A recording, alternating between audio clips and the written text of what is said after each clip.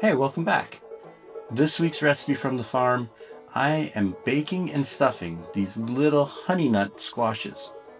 They're adorable to look at and they are so delicious. I think you're going to love it. Check it out. So I've got these cute little honey nut squashes. They're actually a younger sibling, a newer variety of butternut squash. Cornell came out with this variety about 2015, and they've been getting really popular ever since. Lots sweeter than a butternut and just an adorable size.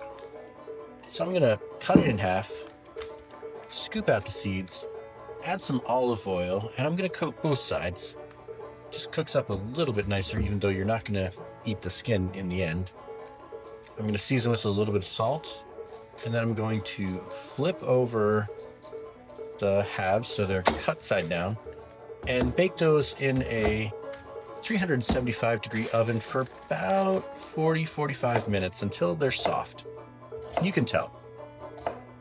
Got one small yellow onion, and about, for this per squash, it takes about smallish, these are fairly smallish heads of broccoli, so one smallish head of broccoli per squash. So I'm doing 2 squashes, so I have 2 heads of broccoli. I'll have 4 halves.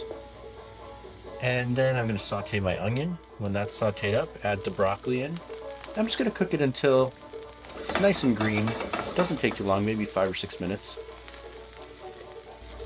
Add some more oil if you need to. You see that looks nice and toasted.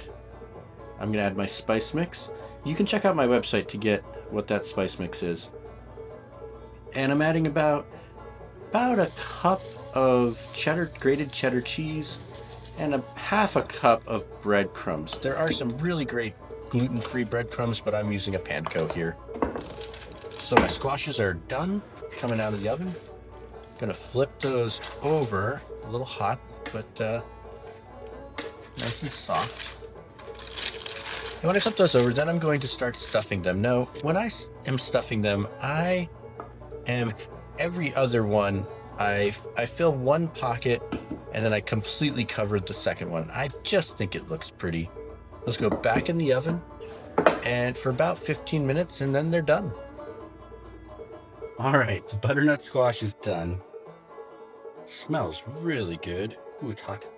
Let's give it a try. Mmm.